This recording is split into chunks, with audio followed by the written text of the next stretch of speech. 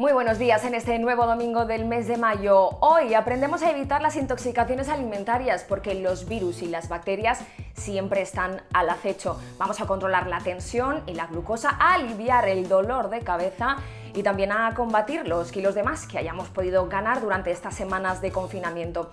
Tenemos que intentar vivir con la mayor energía positiva e ilusión como la de nuestro primer protagonista del día. Iba paramédico, pero ha terminado triunfando en el cine, la televisión y el teatro. Es Octavi Pujadas.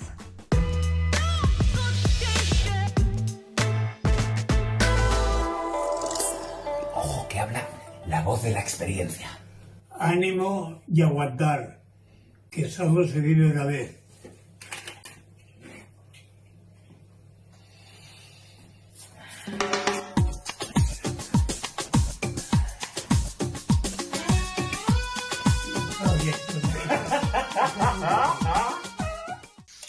Manos y levantando la persiana. Y otra persiana. Y otra. Y otra. Se ha despertado mi padre y la ha levantado a él. Buen día.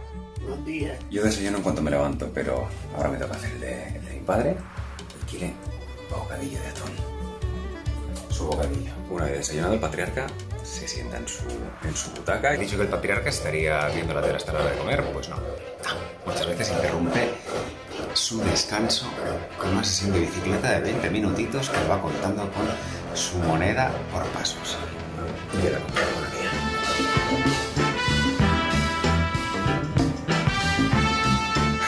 Hemos terminado la bicicleta y ya está.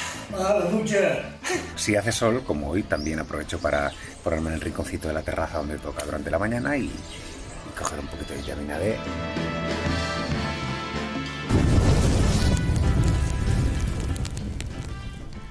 Ahora mismo son las 2:30 más o menos y ya hemos terminado de comer. El padre está con la naranja. Después de la siesta, ya que nos hemos pegado los dos, toca un poquito más de lectura. Papá, ¿cómo llevas el confinamiento? Pues un poco aburrido, pero se ha de hacer, pues se hace. Además, contento de poder hacerlo.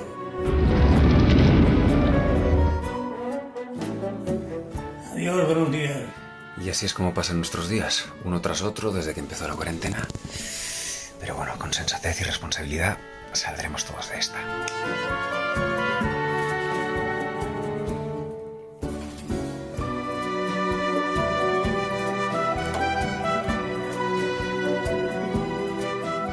Seguro que Octavi y nuestra profe de baile, Helen Canadé, se llevarían genial porque la vida de ambos está llena de arte y de amor por la salud. Hoy Helen nos enseña a estirar los músculos porque después de ejercitarlos hay que relajarlos. Adelante, Helen.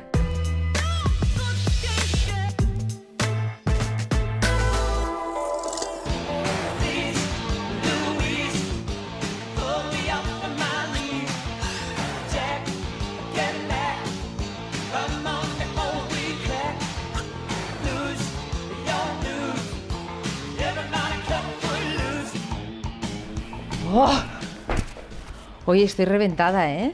Para que luego digan que esto de bailar no es sacrificado.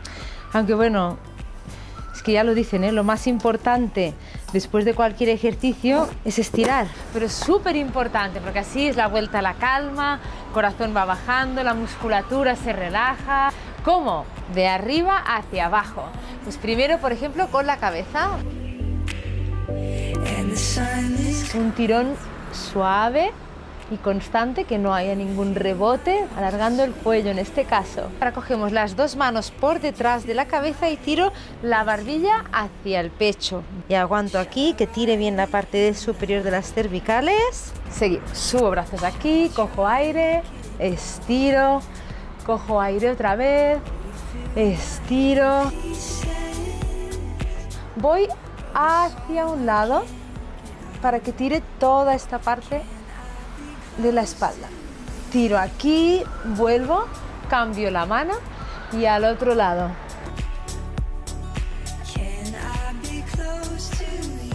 Vamos a estirar bien el tríceps. Brazos en cruz, cierro una mano y estiramos aquí el hombro y no se me va el cuerpo. Se queda recto, solo estira aquí y tirará aquí un poquito. Abrimos y ahora al cerrar doblo un poco las rodillas y hago como que empujo una pared hacia adelante y tengo que redondear la espalda para estirar bien pues los omóplatos y toda la espalda. Pongo las manos en los pies o en los tobillos o en la rodilla y estiro para acabar de estirar bien las piernas aquí, la espalda. Vamos a sentarnos para estirar esta parte del glúteo. He quedado con las piernas cruzadas, pongo la mano aquí y intento hacer esta torsión. En cada una de las posturas que estamos haciendo, pues unos 5 segundos es recomendable aguantar. Y ahora intento avanzar con mis manos por las piernas hacia adelante, lo que pueda. Juntamos las rodillas en el pecho. Yo ya estoy por hoy. Y ahora sí, a descansar, a comer, a lo que haga falta. Venga, a moverse todos en casa y si es la familia al completo, muchísimo mejor, como Giovanna y sus 2 chavales, Carlos e Ivana, el papá José Carlos y hasta la abuela Iris, todos juntos porque el movimiento es vida y el ejercicio bien hecho es fuente de salud, por eso los médicos lo recomiendan para controlar la tensión, la glucosa, el peso y el colesterol, así que pasamos ya a consulta a domicilio con nuestro médico de familia.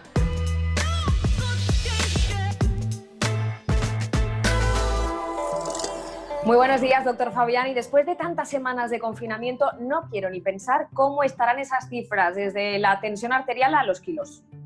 La verdad es que muchas de ellas las podemos comprobar estando en casa. O sea, esos kilos podemos verlos con la báscula. Si tenemos un tensiómetro en casa, podemos saber cómo está esa tensión.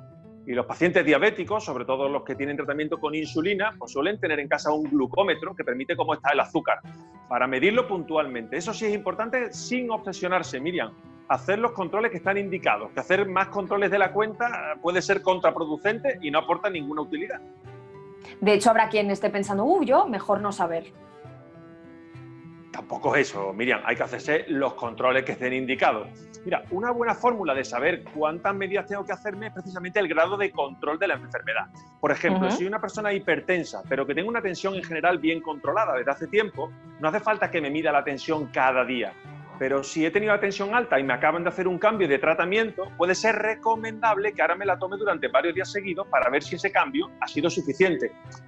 Sin pasarse, claro, por el otro extremo. Hay personas hipertensas que se pegan meses sin tomarse la tensión y cuando les pregunto dicen, no, pero debe estar bien porque yo no me noto nada. Tampoco hay que llegar a ese extremo, que la tensión alta, igual que el azúcar alto, pues muchas veces no da ningún síntoma.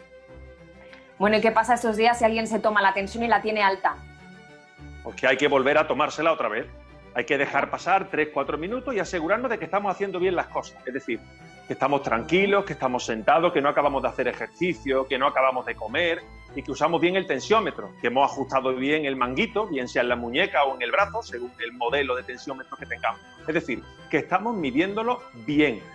Y lo segundo, fundamental, si esa tensión se confirma que está un poco alta, pues lo que tenemos que hacer es ver, tomarla otra vez al cabo de unas horas para ver si es una elevación puntual. Muchas veces se corrige sin ningún tipo de problema.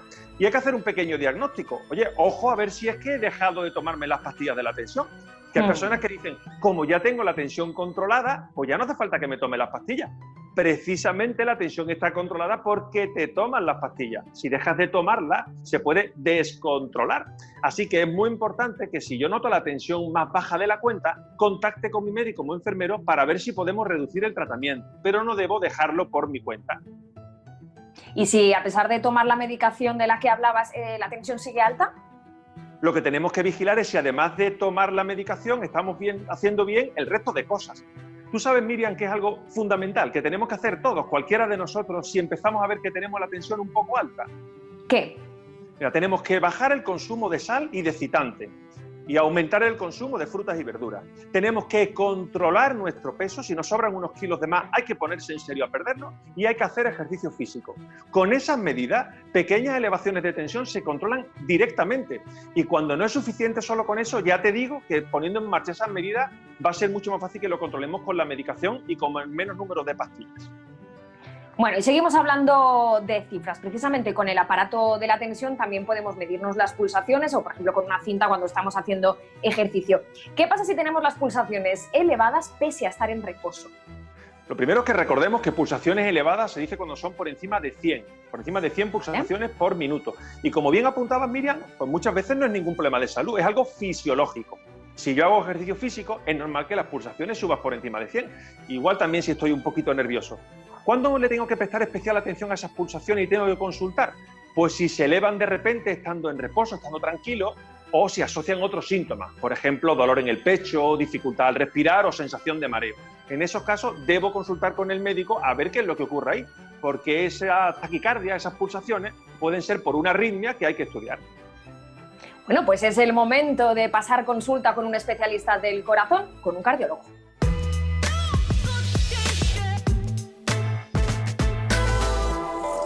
Buenos días, doctor Roberto Martín. Hoy estamos hablando de la salud del corazón y de todos esos síntomas que nos pueden alertar de que algo grave nos está ocurriendo, como un infarto o una angina de pecho.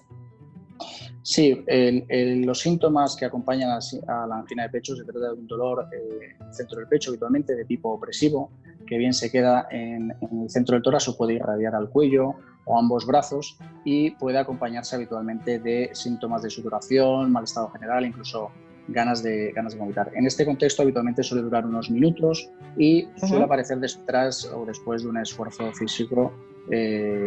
Digamos, estos son los síntomas clásicos de la angina de pecho. Sí, quizás sea especialmente importante, doctor Martín, recordar que muchas veces por eso de que esas anginas de pecho son dolores pasajeros, ¿verdad? Que a veces se quitan en cuestiones de 2, 3, 4 minutos y que no se prolongan en el tiempo como ocurre con un infarto, pues muchas personas al quitarse solo pueden llegar a pensar que no es necesario consultar porque el tema se ha quitado. Yo creo que es especialmente importante recordar que tenemos que aprovechar, que en este caso estamos teniendo estos avisos, ¿verdad?, para contactar con su médico y que le podamos poner solución antes de que las consecuencias sean mayores. Eso es, o sea, la angina de pecho en ocasiones antecede al infarto, como bien comentas, y la diferencia fundamental entre los síntomas de la angina de pecho y los síntomas del infarto en muchas ocasiones es la duración de los mismos, ¿no? Las características en muchas ocasiones son muy parecidas y el que dure más tiempo de los 20-30 minutos es lo que nos debe hacer sospechar que estamos ante un infarto agudo de miocardio. Sí, y quizás también en el momento en el que estamos, ¿no?, puede haber personas que más allá de si el tema es pasajero o no, también les preocupe el consultar por este miedo que tenemos todos un poco al contagio, ¿no? Y haya personas que como el dolor se quita, dura unos minutos y pasa, pues no quieran acudir a un centro sanitario porque les puede ese miedo a que le contagien el coronavirus. Yo creo que tenemos que ser muy claros en este sentido y transmitir tranquilidad y confianza en algo que puede ser vital. Sí, o sea, es lógico tener miedo, ¿no? Yo creo que hemos vivido una pandemia que evidentemente pues, a todos nos ha preocupado, pero sin duda yo creo que lo fundamental en este momento es transmitir tranquilidad, serenidad y información adecuada. Y en este sentido lo más importante es decir que todo paciente que tenga un dolor en el pecho que aparezca de forma súbita, que le dure durante unos minutos y que no haya tenido previamente, debe de avisar directamente a los sistemas de emergencias, bien al 112 o bien acercarse a un servicio de urgencias para que poder hacerle un electro, descartar si se trata de un infarto o no y poner el tratamiento óptimo en marcha. En este caso habitualmente es hacerle un cateterismo urgente para poder desobstruir la arteria que pueda estar potencialmente cerrada, ¿no? En este caso. Yo creo que en este sentido es fundamental que los pacientes sepan que deben de contactar lo más precoz posible, porque el hecho de diferir este primer contacto es lo que va a hacer que aumente el riesgo de complicaciones cardiovasculares y de mortalidad. Doctor, y ya que estamos hablando de coronavirus, ¿cómo puede afectar esta infección a la salud de nuestro corazón? Bueno, la infección por coronavirus puede afectarnos en varios ámbitos, ¿no?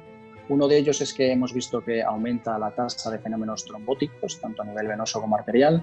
Hemos visto también que ataca de forma más o menos directa o indirecta a nuestro músculo, produciendo una inflamación que se llama miocarditis. Y luego también hemos visto que hay una serie de complicaciones cardiovasculares derivadas del propio tratamiento incluso que se está utilizando para el propio coronavirus que producen alteraciones arrítmicas. Pues muchísimas gracias, doctor Roberto Martín, por aclararnos todas esas dudas. Muchísimas gracias, un saludo. A la glucosa se la llama popularmente, doctor Fabiani, como el azúcar en la sangre. Digamos que es un dulce peligroso cuando lo tenemos elevado. Pues sí, el famoso azúcar, la glucemia, lo que es la glucosa en sangre. y que ya te recuerdo que no da síntomas cuando está un poco alto, así que salvo en situaciones de grandes descompensaciones o complicaciones no da síntomas, así que no nos debemos fiar de eso de debe estar bien porque yo no me noto nada. Hay que hacerse los controles que estén indicados. ¿Y si nos medimos la glucosa y la tenemos elevada? Hombre, depende fundamentalmente de si soy diabético o no soy diabético. Si yo no soy diabético y me he hecho casualmente un control, una glucemia, por ejemplo, con un glucómetro que tiene un familiar en casa porque sí es diabético, lo que tengo que hacer es ponerme en contacto con mi médico, con mi enfermera y consultarle por esa cifra. Y ya me dirán si me tengo que hacer otro control para confirmar si eso es cierto o no y ver cuáles son los siguientes pasos que hay que dar. Ahora, si soy diabético y me hago un control y veo que está alto, lo primero que tengo que plantearme es si estoy haciendo el tratamiento. Pudiera ser que he dejado de tomarme las pastillas porque creo que ya no me hace falta y esa pudiera ser la causa. Pero también podría ser un problema de que estoy dejando de hacer otras cosas. Mira, a mí me gusta mucho cuando las personas vienen a la consulta a recoger su control de la diabetes, preguntarles antes cómo creen ellos que va a estar ese control. Porque muchas veces el paciente se imagina más o menos si va a estar bien o no va a estar bien, porque sabe cómo ha hecho las cosas, tanto la medicación como todo lo demás. ¿Y qué significa exactamente todo lo demás? Todo lo demás son todas esas cosas que son fundamentales para el control de la diabetes. Más allá de la toma de medicación o de ponerse insulina si está indicado, es fundamental la dieta, es fundamental el ejercicio, es fundamental combatir el sobrepeso. Y hay que tener especial cuidado dentro de la dieta con esos alimentos etiquetados como para diabéticos, que en general los alimentos para diabéticos no son recomendables para diabéticos, porque aunque pone eso, pues pueden producir importantes elevaciones de la glucosa en sangre, porque tienen algunos azúcares. Así que hay que ser especialmente cauto en todas estas cosas, además de cumplir el tratamiento. Claro, o sea, que de comer bien y tomarse la medicación, pero ¿no es cierto que cuantos menos medicamentos mejor para nuestro organismo? En general hemos dicho muchas veces que mientras menos pastillas, mejor, pero hay que establecer diferencias. ¿Cuáles son las medicaciones que yo puedo ahorrarme y que estar bien que yo me ahorre? Por ejemplo, si yo me ahorro tomarme una pastilla para el dolor de espalda, porque he descubierto que haciendo ejercicio y poniéndome un poquito de calor local, el dolor mejora. O esas digestiones en las que me evito tomar una pastilla para los gases o para mejorar la digestión, porque cambiando mis hábitos de dieta he mejorado. O esa pastilla para dormir que me he conseguido quitar porque he mejorado mi rutina de antes de irme a la cama. Esas pastillas, mientras menos mejor, si las consigo quitar, estupendo. Otra cosa es abandonar tratamientos que tengo indicados pues, para enfermedades crónicas, para control de la tensión, para el control de la diabetes, donde tengo que hacer el tratamiento que esté indicado. Hagamos caso al médico con esos tratamientos que va a ser bueno para nuestro corazón y para nuestro cerebro. Sí, porque siempre que hablamos del control de la diabetes y de la tensión, como estamos hablando hoy, estamos hablando de prevenir problemas para nuestra salud cardiovascular, problemas de la circulación que afectan directamente a nuestro corazón y a nuestro cerebro, produciendo los infartos a nivel del corazón, pero también infartos a nivel del cerebro, los conocidos como ictus. ¿Y cuáles son los síntomas del temido ictus? Pues vamos a preguntárselo a un experto, a un doctor Díez Tejedor del Hospital La Paz. Puede empezar con dolor de cabeza o no, trastornos del lenguaje, trastornos de sensibilidad o pérdida de fuerza, desviación de la comisura bucal, pérdida de visión por un ojo. En caso de que le suceda alguno de estos síntomas, tiene que avisar al 112, al SUMA 112. No deje pasar el tiempo es determinante. Cuanto antes llegue a un hospital, las posibilidades de recuperación van a ser mayores. Dadas las circunstancias especiales que suponía la existencia de la infección por coronavirus, establecimos un protocolo de actuación y eso tiene también importancia. El COVID aumenta la coagulación, que pueden favorecer trombosis, no solo cerebrales, también en otros territorios. En ese sentido también estamos alerta para detectarlo y tratarlo adecuadamente. La verdad es que el dolor de cabeza preocupa, sobre todo cuando el dolor es fuerte y cuando viene con frecuencia, doctor Fabiani. Sí, pero tenemos que pensar qué tipo de dolor de cabeza es, porque hablamos mucho de dolores de cabeza, oye, pero no todos los dolores de cabeza son iguales. No es lo mismo una migraña que una cefalea tensional, porque una cefalea que se llama enracimo. Es decir, hay muchos tipos de dolores de cabeza. Y el tratamiento va a depender del tipo de dolor de cabeza y también de la persona que lo sufre. Por lo tanto, los tratamientos pues, no siempre sirven lo mismo para todas las personas. Evidentemente, si un día puntualmente me duele la cabeza, me puedo tomar cualquier analgésico que tenga en casa y que me puede ir bien. Pero si el dolor de cabeza se convierte en algo habitual, conviene que contacte con mi médico y no me tome la medicación que le han recomendado para esos dolores de cabeza frecuentes a mi familiar o a mi vecino. Y me pregunto, ¿por qué hay muchas personas que tienen dolor de cabeza y que no se les va ni siquiera tomándose una medicación, un analgésico, por ejemplo? una vez más tenemos que preguntarnos si estamos haciendo el tratamiento correcto. A lo mejor no estamos poniendo tratamiento para el tipo de dolor de cabeza que yo sufro, o no estamos poniendo en marcha otra serie de consejos. Hay muchas veces que aumentando el número de horas que descanso, intentando liberar un poco el estrés, haciendo más ejercicio, los dolores de cabeza mejoran y disminuyen, con lo cual esas medidas también son importantes. Pero fíjate, ahora que hablas de dolores de cabeza diarios y que no responden a tratamiento, ¿tú sabías, Miriam, que hay un dolor de cabeza que está provocado por el consumo diario de analgésicos? Es lo que se llama la cefalea crónica por abuso de analgésicos. O sea, incluso eso puede llegar a ocurrir. Por eso, una vez más, lo importante, si el dolor de cabeza es puntual, puedo tomar cualquier analgésico. Pero si se hace algo diario, contactar con mi médico para que me ayude y para que ese dolor de cabeza no me quite el sueño. No, a la cama hay que llegar bien relajado y bien cenado, que muchas veces cenar es lo último que hacemos antes de irnos a dormir. Bueno, tampoco inmediatamente, se le puede dar un poquito de margen, Miriam. No hay que irse a la cama recién cenado. Lo mejor es irse a la cama después de una cena ligera y habiendo dejado un tiempo en medio, un tiempo que podemos dedicar a leer, a una conversación relajada, algo que nos distraiga un poco. Irnos a la cama con el estómago muy lleno ni ayuda a dormir ni ayuda a la digestión. Te vamos a hacer caso como siempre. Muchísimas gracias, doctor Fabián. Y vamos a cenar sano, vamos a cenar rico y ligero. Por ejemplo, un alimento de temporada como son las acelgas, que además tienen pocas calorías y poca grasa. Concretamente, acelga roja. Nos vamos a un huerto ecológico.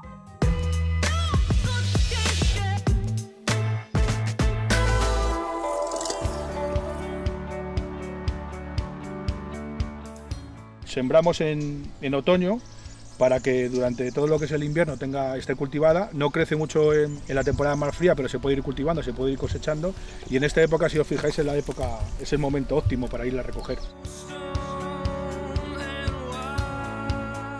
Soy Luis, soy la quinta generación de hortelanos aquí de mi familia en El Chorrillo. Estamos en Paracuellos de Jarama, muy cerca de Madrid.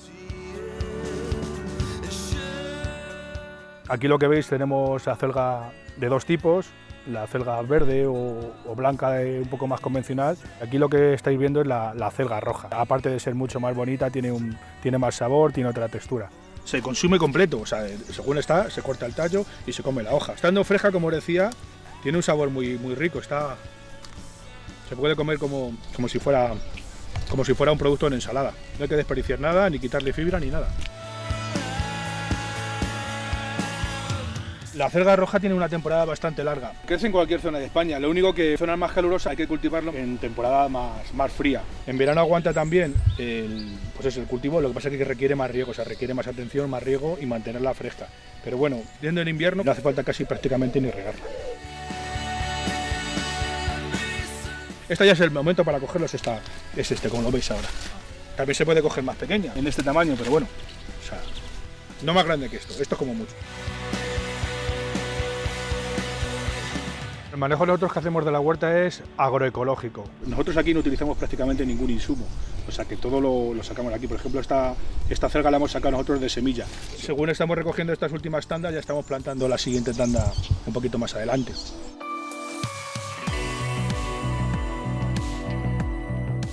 Como ves aquí, preparamos cestas de verdura. El mismo día que se cosecha lo cogemos por la mañana y lo montamos en cestas para llevarlo por la tarde. Propiedades tiene, sobre todo, que es diurética y también tiene mucha fibra. Luego tiene grandes cantidades de vitamina A, B, C y K. Es una variedad, la acelga, que tiene mucho hierro, incluso más que la espinaca. Tiene fama la espinaca, pero la acelga tiene incluso más que la espinaca. Para conservarlas, como te llega más bien fresca, si no las vas a cocinar rápidamente, tienes que tener cuidado que no le dé la luz del sol, y una forma muy sencilla sería meterla como si fueran flores en un vaso de agua. Ahí las puedes tener 2 o 3 días hasta que la consumas. Las puedes tener en el frigo, o si no, otro método es hervirlas y las guardas ya hervidas. Una alternativa de cocinarla, una sartén grande con un poquito de ajo, de cebolla, y la salteas. Está muy rica, está muy buena.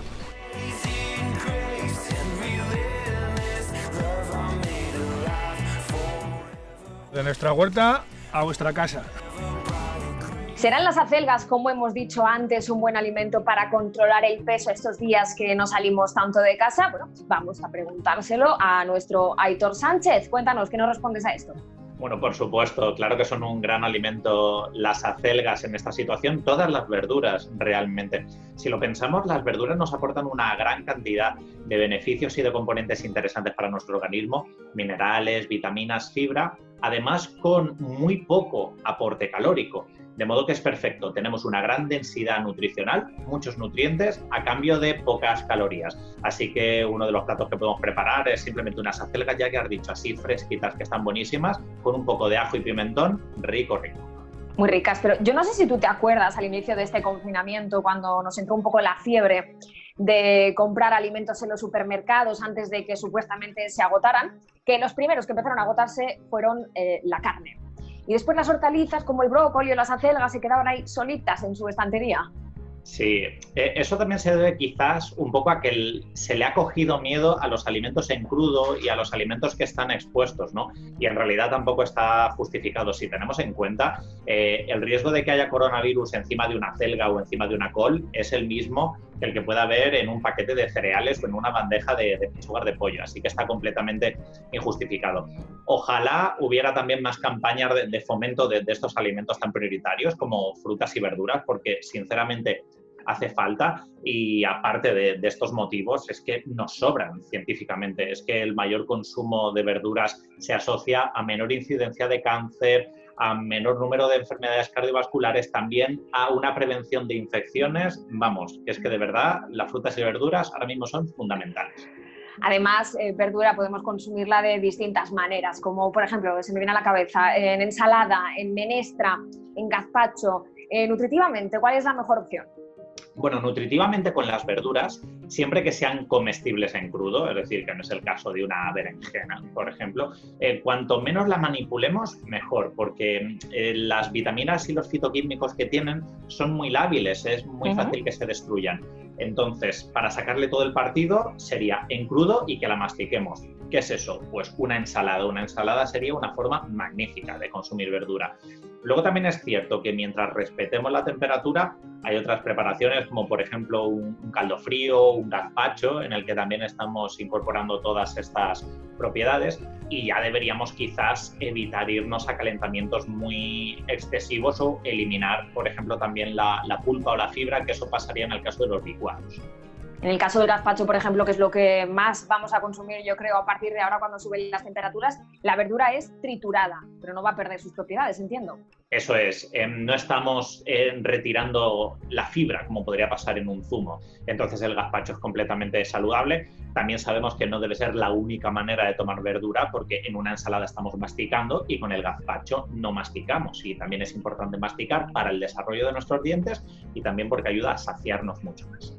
Ya hemos dicho muchas veces en Saber Vivir que la verdura al natural tiene muchas vitaminas, vitamina A, vitamina C.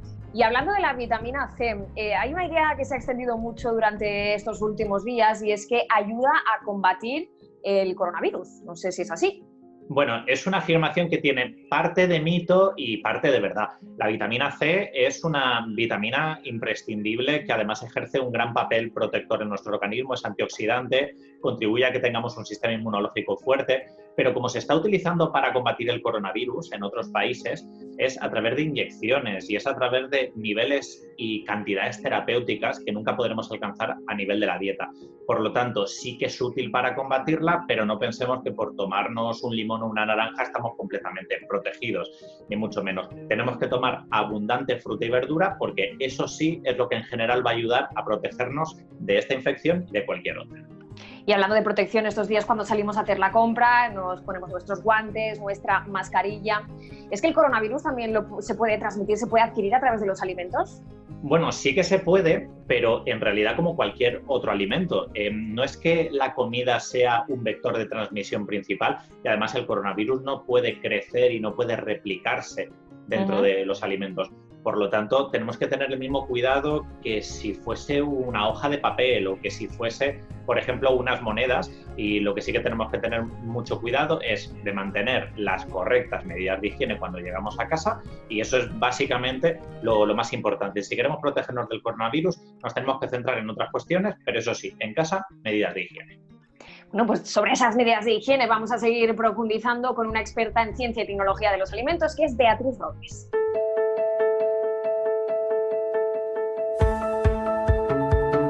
Por el momento no hay evidencia de que el coronavirus se transmita a través de los alimentos, pero sí es importante que maximicemos la higiene alimentaria en nuestras cocinas. La pauta básica es sencilla: lavarnos las manos continuamente con agua y jabón. Debemos lavar bajo el grifo e intensamente las frutas y verduras. Si vamos a consumirlas crudas, podemos desinfectarlas sumergiéndolas durante 5 minutos en agua con lejía, teniendo en cuenta que esta debe ser apta para desinfección del agua de bebida. Como precaución adicional, la agencia indica que los envases de cristal, de plástico y las latas pueden limpiarse con agua y jabón.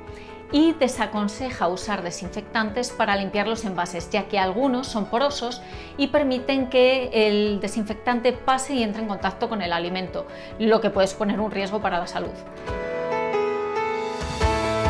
Para limpiar y desinfectar superficies que sospechemos que han podido contaminarse, como las encimeras de la cocina, tenemos que proceder a una limpieza inicial con agua y jabón y a continuación desinfectar con lejía diluida. Las temperaturas frías no destruyen el coronavirus ni otros microorganismos, así que congelar los alimentos o guardarlos en el frigorífico no sirve para eliminarlo.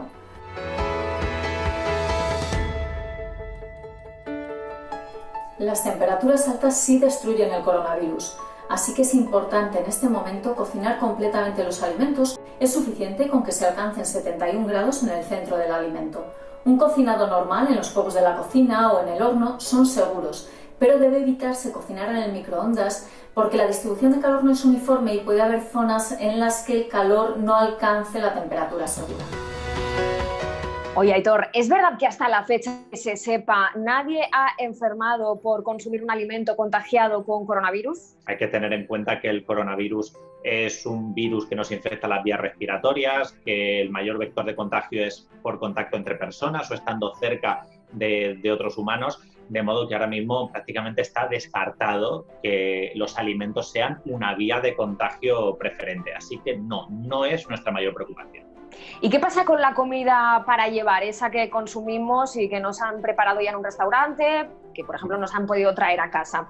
¿Es cierto que si la persona que la ha preparado tiene coronavirus, también en ese caso nos podría infectar? Sí, pero ahí tendríamos quizás que prestar más atención a los elementos que están rodeando a los alimentos y no únicamente a la comida.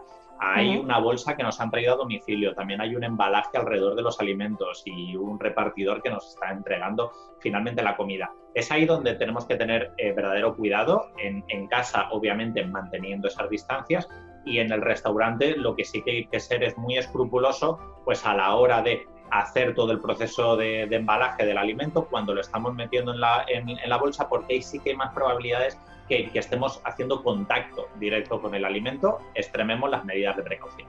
Esas medidas de precaución hay que extremarlas siempre, no solamente ahora con el coronavirus, y sobre todo ahora en primavera, que cada vez suben más las temperaturas. Además del coronavirus, están los microorganismos propios que sí que infectan a los alimentos, que crecen si no los conservamos adecuadamente y luego nos pueden pasar factura.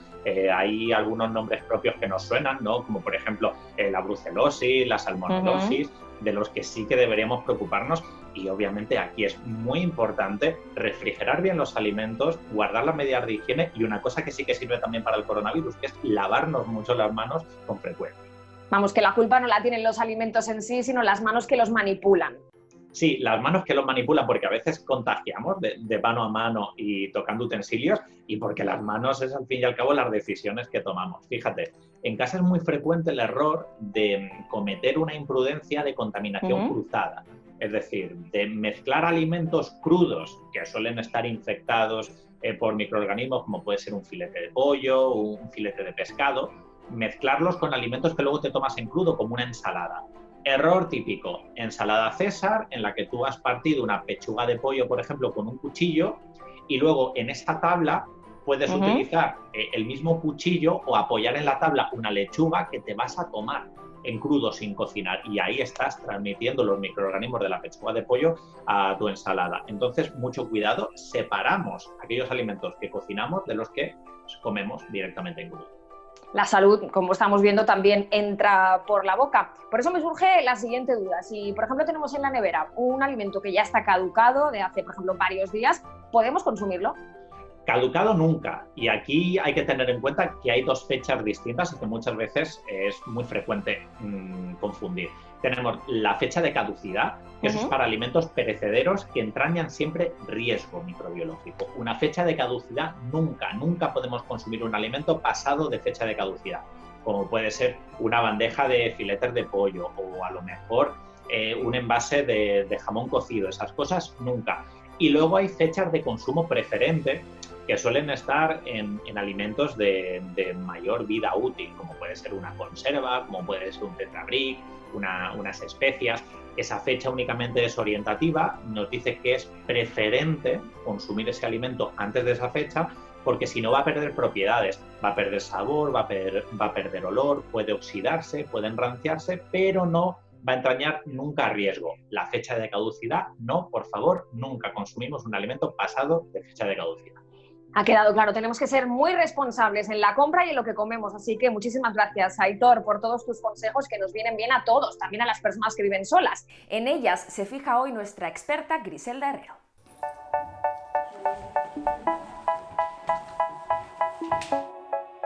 Según la encuesta de consumo de hogares del Instituto Nacional de Estadística, más de 4 millones de personas en España viven solas. Cuando vivimos solos se presentan ciertas dificultades a la hora de alimentarnos. Hola, ¿qué tal?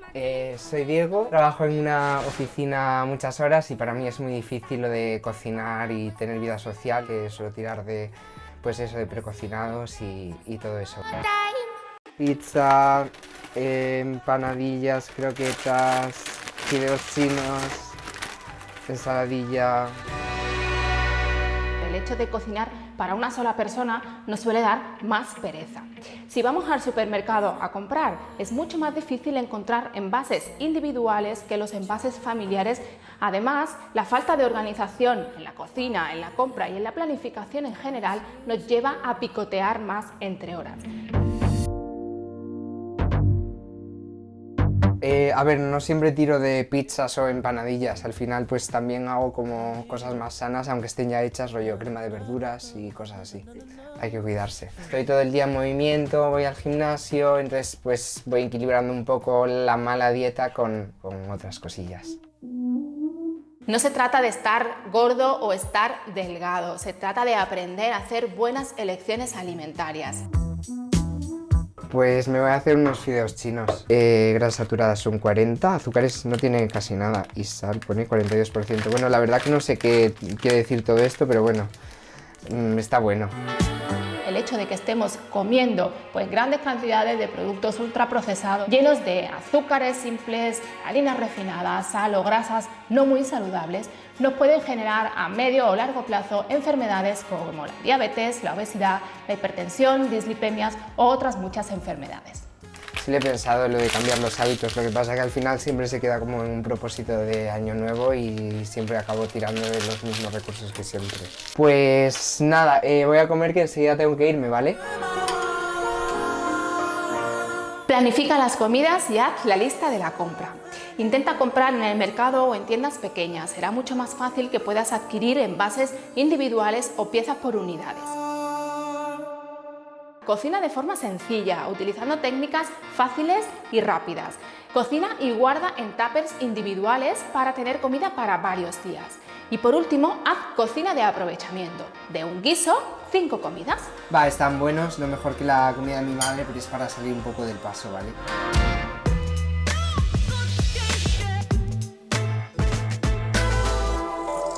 Si comes de más y te mueves de menos, es algo matemático, acabas cogiendo peso.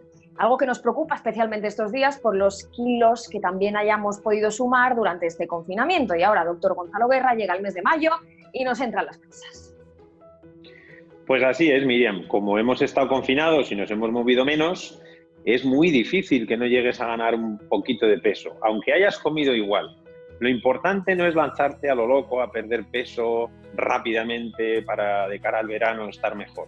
Lo importante es hacer hábitos de alimentación muy saludables que, aunque puede ser que haciéndolos hayamos todavía ganado 1 kilillo o 2 durante este confinamiento, si los mantenemos, si somos educados en nuestra manera de comer con nuestro organismo, pues inexorablemente perderemos ese peso en cuanto empecemos a movernos un poquito más, en cuanto empecemos a normalizar nuestra situación laboral y personal. Eso es, hay una dieta que está muy de moda estos días, que promete perder peso rápidamente, es la dieta cetogénica. ¿En qué consiste? Es una dieta en la que no ingerimos prácticamente ningún hidrato de carbono para obligar a nuestro organismo a utilizar las grasas para alimentar nuestro cerebro y nuestros músculos. Y crean lo que se llaman cuerpos cetónicos, que es un sustituto natural de la glucosa, que no vamos a tener tanta porque no estamos comiendo hidratos de carbono. ¿Cuál puede ser la consecuencia de esta dieta?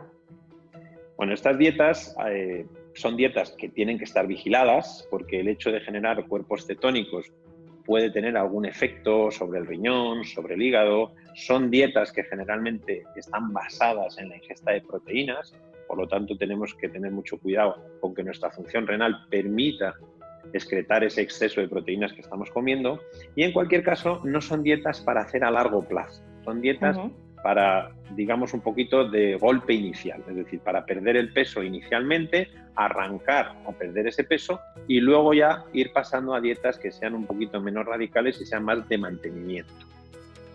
Hemos hablado de la dieta cetogénica, pero hay otra dieta que también se ha puesto de moda, es la dieta de consumir al día únicamente 1000 calorías. Según se ha publicado, es la dieta que ha seguido la cantante Adele. Bueno, la dieta de las 1000 calorías ya es algo un poquito más peliagudo, ¿no? Ingerir 1000 calorías al día es difícil. Hay que comer realmente muy poco. Para que la gente se haga una idea, pues una dieta normal, en un adulto normal, siempre va a estar por encima de 2000 calorías, 2500 calorías. Tanto para ingerir 1000 calorías deberíamos estar comiendo demasiado poco, digamos así. Y además es una dieta que engaña un poco, porque es cierto que en la primera semana vamos a perder peso. Claro, si estamos gastando 3000 o 3000 y pico calorías y estamos ingiriendo 1000, pues no hemos descubierto la pólvora, vamos a perder peso. Pero ¿qué ocurre? Que nuestro organismo va a notar que hay demasiada poca comida y la información que va a recibir es: no hay comida, hay que adaptarse. Va a disminuir muchísimo el metabolismo, de manera que las siguientes semanas ya no vamos a perder peso, aunque estemos tomando esas 1000 calorías, porque el organismo se va a enquistar. Y eso, a largo plazo, nos va a producir problemas. Nuestro riñón, nuestro hígado, nuestro corazón, nuestro cerebro no tiene suficiente energía. Luego, la dieta de las 1000 calorías no es recomendable y en todo caso, en gente con mucho sobrepeso, se podría hacer temporalmente y siempre supervisada por un especialista. Solo nos faltaba estos días ingresos en hospitales por este tipo de dietas, ahora que estamos tan preocupados con el coronavirus. Y por cierto, hablando de esta enfermedad, es cierto que uno de los síntomas puede ser la pérdida de gusto, de olfato e incluso la pérdida de apetito. Pues así es, parece ser que una característica de este coronavirus es que hay pacientes que pierden el olfato, tienen una anosmia, que es como se llama esto. Y efectivamente pueden perder también un poquito del gusto. No se sabe exactamente cuál es el mecanismo, parece ser que puede estar relacionado con los nervios del olfato y del gusto, pero sí se sabe qué ocurre. Entonces es muy importante que, puesto que el coronavirus está por ahí y hay una situación de riesgo epidemiológico, que comamos lo mejor posible, que recurramos a nuestra dieta mediterránea para que nuestro sistema inmune esté preparado y que no hagamos probatinas con dietas ahora que todavía estamos en una fase de peligro. ¿Y qué pasa con los niños y niñas? ¿Es cierto que el coronavirus puede debutar en ellos con molestias digestivas? ¿El dolor de tripa es un motivo para ir al médico de urgencias? Nos responde a estas preguntas la Asociación Española de Pediatría. Los síntomas digestivos son muy frecuentes en los niños con infección por COVID y además muy poco sintomática. Es un cuadro leve en la inmensa mayoría de los casos.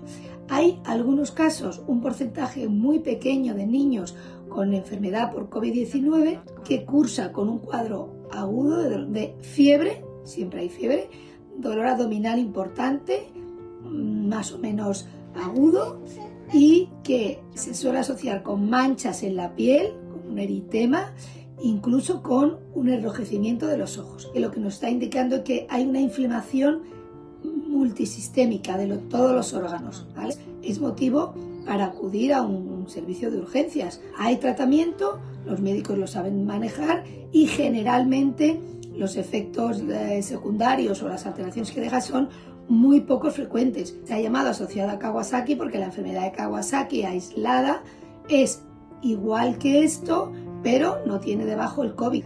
Es importante que sepáis que existe, tener tranquilidad porque es muy poco frecuente, reconocerla, pero saber que hay tratamiento y que el síndrome se cura. Hemos hablado de problemas digestivos en niños y en adolescentes, pero ¿qué pasa con los adultos, Gonzalo? ¿También puede ser para ellos un síntoma por infección de coronavirus? Pues sí, Miriam, como sabes, la mayoría de las gastroenteritis son de origen vírico y el coronavirus no es una excepción. Lo que ocurre es que casi nadie sabe que hasta la mitad de los pacientes que tienen infección por coronavirus presentan síntomas del aparato digestivo. Hasta un 80% de esos pacientes tienen diarrea y muchos otros tienen dolor abdominal. ¿Y qué ocurre? Pues que en un estudio que se ha hecho en China se ha visto que estos pacientes, como no lo identifican con el coronavirus, tardan más en ir al médico. Claro. Porque si piensan que si no tienen tos o no tienen fiebre, no tienen coronavirus. Pues no es así. Casi la mitad de los pacientes debutan con síntomas digestivos, diarrea, dolor de tripa, etc. ¿Y qué pasa estos días si nos encontramos con un dolor de tripa? ¿Qué debemos hacer?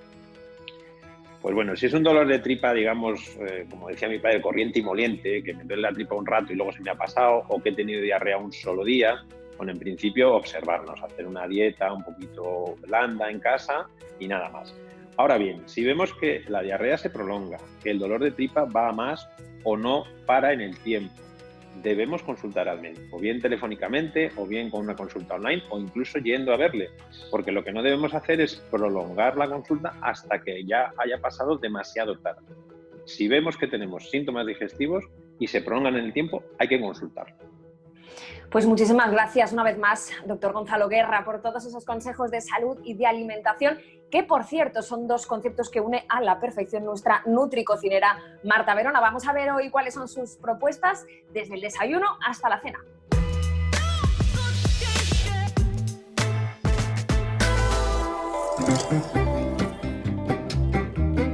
Hola familia Saber Vivir.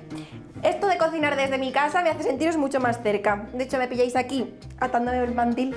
Os cuento las recetas que os propongo para que la creatividad no falte esta cuarentena. De desayuno vamos a hacer un pudín con semillas de chía, con una fruta que es naranja y frutos secos. Vamos a seguir con un plato principal para la comida, que va a ser una batata que vamos a rellenar con un montón de verduras y hortalizas, y vamos a acompañar con una salsa saludable a base de yogur. Y como propuesta de cena tenemos como protagonista el huevo. Vamos a hacer unos huevos a la cazuela, pero en vez de tener cazuela vamos a utilizar una berenjena que vamos a rellenar con puerro y calabacín. Empezamos con el desayuno. Vamos a hacer un pudín con semillas de chía. Las semillas de chía van a soltar una cosa que se llama mucílago, que es como un moco, que va a hacer que se hidraten, que aumente el volumen y que se vuelva más sólido. Y vamos a conseguir un efecto de pudín con el yogur. Además son súper nutritivas. Para poder aprovechar sus nutrientes es súper importante o triturarlas o hidratarlas. Tomarlas tal cual no sirve prácticamente de nada. Y ya decoramos con las almendras y la fruta que mejor nos venga, en mi caso naranja. Y dejamos reposar nuestro pudín de yogur y semillas de chía durante 15 minutos para que se hidrate bien. Seguimos con la comida. Hemos asado la batata a 180 grados durante 30 minutos, partida por la mitad, y ahora es tan sencillo como sacar el relleno, mezclarlo con la cebolla morada, con el pimiento rojo, con el maíz. Incorporamos también tomate deshidratado, tomate en aceite, que le va a dar un toque de sabor buenísimo. Esto es una delicia, porque también se come por los ojos, y por eso voy a ponerlo en un plato mucho más colorido. Y para hacerlas en su versión más saludable, os voy a dar otra alternativa súper apetecible. Vamos a hacer una salsa con yogur. Simplemente necesitamos un yogur natural que vamos a mezclar con una cucharadita de las de café de ajo en polvo, una cucharadita de las de café de orégano y una cucharada de aceite de oliva virgen extra. Mezclamos todo muy bien y lo echamos por encima de nuestra batata rellena. Ya tenemos nuestra comida y vamos con la cena. Tengo por aquí un sofrito que ya he pochado muy bien a base de calabacín y de puerro. Vamos a mezclarlo con la carne de la berenjena que yo he asado a 180 grados durante 30 minutos. Mezclamos todo muy bien y rellenamos la berenjena con toda esta mezcla de hortalizas. Vamos a echar un huevo encima de cada mitad de cada berenjena.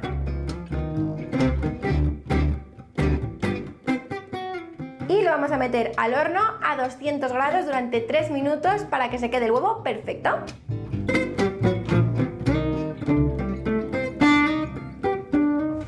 muero, por favor. Mirad qué rico.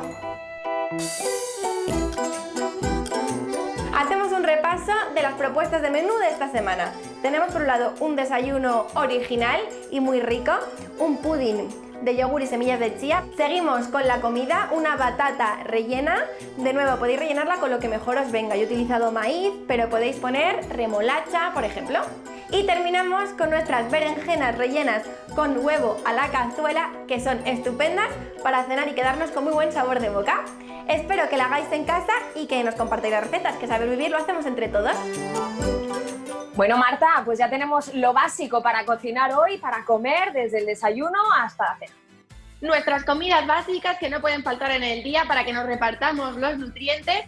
Y ojo, hablamos de comidas básicas, pero también tenemos alimentos básicos. Sobre todo ahora que estamos haciendo cocina de aprovechamiento, Miri, y son poco perecederos, así que nos sirven de hilo conductor para muchas elaboraciones. Tengo aquí un trío, que es, a ver, la patata. Ajá. Por aquí también tengo los huevos y tengo arroz. Muy bien. ¿Cómo lo ves? ¿Los tienes tú en tu casa, Miri? Hombre, ¿cómo no los voy a tener si son fáciles de conservar, se pueden comprar en gran cantidad? ¿Nos vas a dar ideas para cocinarlos? Eso es, vamos a daros ideas para cocinarlos, pero ojo, no de forma monótona, que parece que son básicos, pero no hay que cocinarlos de forma básica. Vamos a hacer ideas muy chulas. Vamos con la patata. Empiezo. ¿Tú cómo cocinas la patata? La patata, pues, por ejemplo, en tortilla de patata o cocida en un puré. Muy bien, pues yo os voy a dar otra idea. Tengo por aquí la patata. ¿Has probado los ñoquis? Sí, me encantan. Los ñoquis podemos hacerlos caseros. Solo necesitamos 1 kilo de patatas bien limpias, 200 gramos de harina, un huevo. ¿Y qué hacemos? Lo que hacemos va a ser cocer la patata. Cuando la tengamos cocida la vamos a machacar con un tenedor para que se vaya enfriando, y cuando esté templada añadimos la harina y el huevo. Amasamos, hacemos nuestros rollitos, cortamos y cocemos, ya tenemos nuestros ñoquis. Pero es que además se me ocurren otras súper originales como unos gofres de patata, Miri. Y un sinfín, ¿eh? Claro, y también podemos rellenar una patata, si hay de todo, te digo yo. ¿Verdad que a veces nos quedamos con las patatas fritas? También es verdad que una patata frita con su huevo frito en aceite de oliva, eso está muy rico, Marta. Eso está muy rico y está bien tomarlo de vez en cuando, pero hay otras formas también de cocinar el huevo. Por ejemplo, mira, te lo enseño por aquí, a ver, te lo acerco para que lo veas y estemos así juntitas. El huevo, hay una elaboración riquísima y súper original para sorprender con él, que es el huevo nube. Lo que tenemos que hacer, espero que lo pruebes tú, Miri, y todos en casa, es separar la clara de la yema. Montamos las claras a punto de nieve muy bien. Para que se queden bien fijas podemos incorporar un ácido que va a ayudar a que sean más estables. Las ponemos en forma de nidito y encima echamos la yema, que estará cruda. Metemos el conjunto 200 grados durante 3 minutos en el horno y queda ideal. Buenísimos. Pero es que también podemos, por ejemplo, hacerlos a la cazuela y utilizamos como cazuela una berenjena rellena. Bueno, nos has dado opciones para la patata, para el huevo. ¿Qué me dices del arroz? A ver si podemos salir de la clásica paella, del arroz con tomate, del arroz con leche. Efectivamente, lo primero que tenemos que tener en cuenta cuando hagamos arroz, a ver si lo ves de tu casa, Miri, es que sea integral. Sí. Efectivamente, lo has visto. Así nos aseguramos que sea un arroz ya distinto y más rico y más saludable. Podemos hacer, por ejemplo, el típico arroz con leche y lo podemos versionar. ¿Cómo? Sustituimos el azúcar por dátiles, la misma cantidad. ¿Vale? Va a saber un poco menos dulce, pero vamos a añadir más aromáticos, vamos a añadir más canela, más ralladura de cítricos. Y lo que vamos a hacer va a ser triturar esa pasta. La trituramos muy bien, la llevamos al calor con un sobre de gelatina, esto para 1 litro de leche, y hacemos una tarta, como si fuera una tarta de queso, pero de arroz con leche. Y si no, pues un sushi bien rico. Oye, menudo trío de salud que nos has traído hoy, ¿eh? Bueno, no vayas tan rápido, Miri, porque tú desde ahí ves solo esto, pero es que yo tengo por aquí en mi cocina escondido una cosa, porque va a ser un cuarteto saludable con una hortaliza que realmente es una fruta, a ver si sabes cuál es, te la enseño por aquí. Tomate. Los tomates. ¿Qué tal? ¿Te gusta el tomate, Miri? ¿Sabes qué me pasa a mí con el tomate? Que o bien los compro muy verdes o bien se me acaban madurando rápido y se me echa el tiempo encima para cocinarlos. Nunca le encuentro el punto. Pues te voy a contar una cosa. Mira, si tenemos un tomate bien madurito, cómo no, podemos hacer una salsa, una crema o un tartar de tomate. Ah, muy bueno. Muy bien. Picamos el tomate muy finito, como si fuera un atún rojo, y lo alineamos igual con un poquito de tabasco, con un poquito de salsa de soja, añadimos sésamo, lo emplatamos como si fuera un tartar y está buenísimo. Y otra cosa que a mí me encanta es una sopa de tomate bien fresquita, ahora que ya va llegando el calor, con jengibre y leche de coco. Se tritura todo y está ideal. Me encantan, Marta, todas esas ideas y consejos de salud que nos has traído, y quiero recordar que podemos volver a verlos y escucharlos en la web de Radio Televisión Española y, como siempre, en nuestras redes sociales, en Twitter y en Instagram, que estamos deseando que nos hagáis esas preguntas y contestar todas las dudas que haga falta. Está claro que una buena alimentación es la base para tener una buena salud, para evitar enfermedades incluso como el cáncer. Apoyamos a todos los pacientes con esta enfermedad y también a sus familiares. Sabemos que es una carrera de fondo, sobre todo ahora en tiempos de coronavirus. Por eso en Saber Vivir nos sumamos a la carrera más larga de la historia, por la vida y contra el cáncer. ¡Feliz semana! ¡Cuidaos mucho! Un paso puede cambiar muchas cosas. Miles de ellos, muchas más. Y es que nuestra carrera nunca para.